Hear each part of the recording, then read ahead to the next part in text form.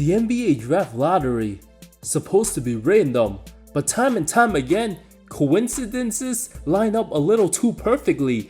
Non-stop conspiracy theories, things just seem too good to be true. From frozen envelopes, tragic, shameful waste of time tank jobs, many might fully believe the National Basketball Association commits no foul play, but given how the Luka trade went down, just 3 months later, the Dallas Mavericks, awarded with the top pick, having a 1.8% chance doing the near impossible. With all the talks between the Utah Jazz, Charlotte Hornets, Washington Wizards, getting the 4th, 5th, and 6th picks of this draft, absolute travesties. The only people that talk Cooper Flag to Dallas before lottery day only base their decisions as an inside job. It's impossibly hard to believe there wasn't some sort of behind the scenes trick for the league to gain more traction. Every draft, many swear was rigged, and how each one changed the league forever. Starting with the New York Knicks, the first ever draft lottery before there was a coin toss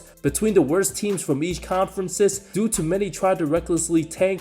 1985, remember as the frozen envelope, New York being the biggest market, a 24-win team. League was slowly gaining audience after the Magic Bird rivalry took basketball to new heights. Then Commissioner David Stern, known for many conspiracies, the accountant from Ernst & Winnie, placed the envelopes, purposely banged one against the side to create a small dent, enabling Stern to recognize which one to grab. Although there's never been any genius evidence to fully prove the rig job, the league negotiating a new television deal with CBS and Georgetown's Patrick Ewing being the consensus first pick, labeled the next Bill Russell, too good to pass up. Those 7 envelopes represented the 7 teams that didn't make the playoffs. Had it been the coin flip, either the Pacers or Warriors would have drafted Patrick. Stern denied the allegations for years, even attacked Jim Rome's personal life with this fiery take. Was the fix in for the lottery? I have 2 answers for that. I'll give you the easy one. No, and a statement. Shame on you for asking. I think it's my job to ask because I think people wonder. No, it's ridiculous, but that's okay. I know that you think it's ridiculous, but I don't think the question is ridiculous because I know people think that. Stop beating I'm your not wife saying yet? I'm not saying that I do, but I think it's my job to ask you that. Have you stopped beating your wife yet? Yeah, I don't know if that's fair. Why is that? If anyone remembers anything from the league in 85, besides mentioning the Lakers or Celtics, the envelope, first thing many think about. Ewing himself would later become the greatest player in Knicks history, making 11 All-Star teams, made 13 of 15 postseasons, team made the finals twice in his tenure, a 23-10 guy, will forever represent purple, orange, silver, and white, a current Knicks ambassador. Despite having no titles, New York did become one of the best franchises consistently throughout the 90s. 1992, the newly expansion Orlando Magic franchise, having the second best odds in the draft, landed generational big Shaquille O'Neal, who led his team to a 500 record. Having the worst odds of all the lottery teams, the league knew they had a megastar in their hands. Preparing for the next big thing after Jordan, having a 1.52% chance at landing the top pick, the Magic themselves stunningly won the lottery again, trading Michigan's Chris Webber to Golden State on draft night to pair O'Neal with 6'6" point guard Penny Hardaway, forming one of the most exciting young duos, skyrocketing the franchise's popularity. If there was truly a 1% chance, way too many teams with improbable odds occasionally win the lottery every now and then. It should have happened no more than 3 times over a 40-year span. Shaq and Penny ended up making the finals in 95 before O'Neal himself felt disrespected by the franchise, leaving to the Lakers after 4 years in Disney. 10 years later, LeBron James, who admitted on the Pat McAfee show, hinted a suggestion how the Cavaliers were the worst team in the league. During the lottery drop, Cleveland got the #1 pick. I just don't think that was. What a coincidence! Don't you think? Wemby with the Spurs. Oh my God! Let's keep LeBron home. You know what? Patrick Ewing to the Knicks.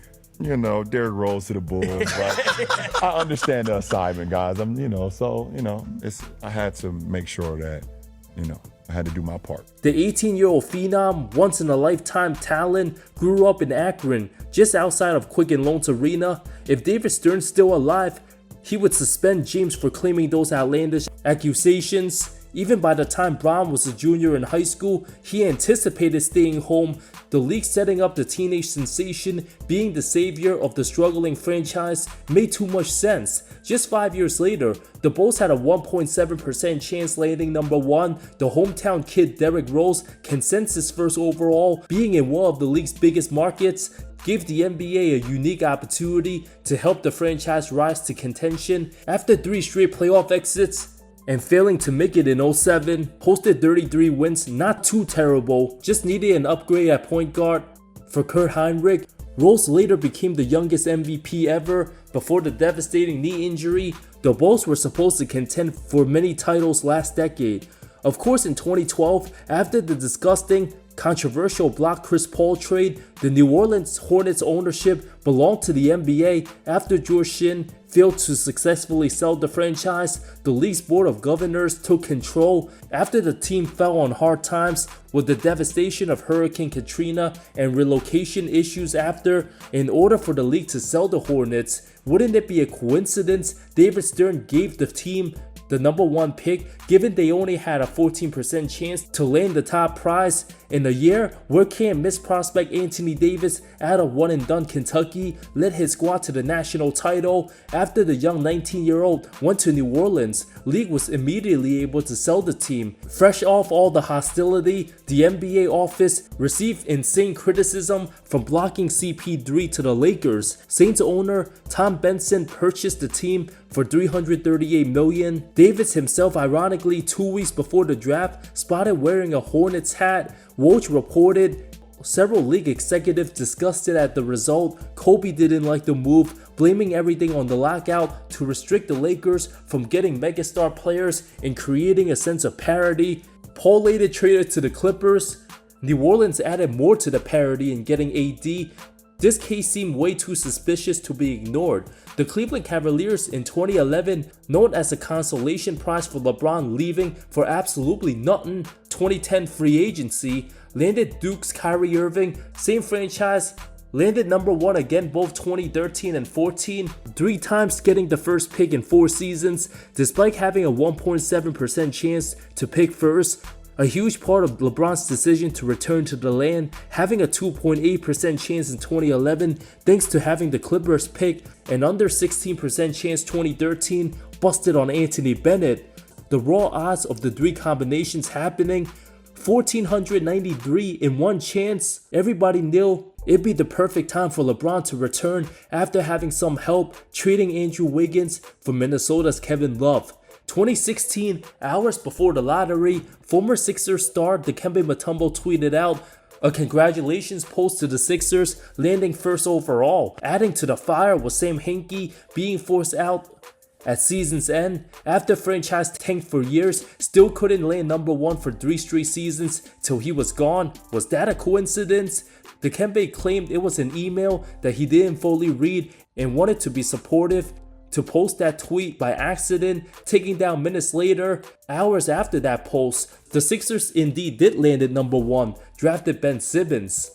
2019, if it was truly rigged, Zion was gonna go to New York, right? But ended up in New Orleans after Anthony Davis won it out. Eventually, AD traded to the Lakers, the guaranteed first pick and can't-miss prospect. New Orleans had a 6% chance. Franchise purposely rested AD in second half of games after the trade deadline, ensuring he don't suffer any major injuries, preparing to trade him after the season. From trading their young superstar to the Lakers, the team getting rewarded similar to Zion and Cooper Flag style. After Dallas got rid of beloved Luka Doncic, 2025 Mavericks, the most hostile, ugly season for the franchise, couldn't have ended in more dramatic fashion, stunning the entire sports world, landing the rights to transcendent one-and-done Duke Blue Devil National Player of the Year, the teenage main sensation Cooper Flag. had front offices gushing over his greatness for years. After the reactions, when the Doncic trade went down, the league was getting ripped to shreds with their lack of ratings. Adam Silver had to do something. Dallas also getting so little in return after getting rid of one of the top 3 players in the game had many scratching their heads. Some only joked about the Mavs getting the number 1 pick as part of the plan. When it comes to getting rid of Luka, just like from Cavs landing LeBron to the same franchise getting the first pick after Bron left to again landing multiple top picks upon Bron's return, New Orleans then trading Anthony Davis to join James in LA, proceeding to get the first pick. This time, Luka joins LeBron, Dallas gets number 1. Somehow, the most powerful player in the game for 2 decades always has to be involved in some way. Absolutely incomprehensible and unfathomable. How often this been happening? Could this be the last chance for the league to save the Mavs from relocating to Vegas? Adding the second pick to Wemby, San Antonio can potentially trade for Giannis, and gifting another big market Sixers the 3rd pick, while the tanking dumpster fires of Utah, Washington, and Charlotte, absolute losers of epic travesties. The Mavs just literally played in the play-in. San Antonio dynasty might come faster than expected. The Utah Jazz lost 65 games this season, still never won the lottery. Dallas also won the coin toss for the 11 best odds 2018 against the Bulls, landed 5th only to trade for Luka Doncic, beat out the Bulls for the better odds this season. The only thing funnier at this point for Nico Harrison, whose job officially saved if he somehow doesn't pay Cooper Flag or recklessly trades his rookie. Could the league be sending a powerful message? Could the NBA itself punishing tanking teams? Absolutely brutal for all the bad franchises without a superstar in sight. May the draft conspiracies live on.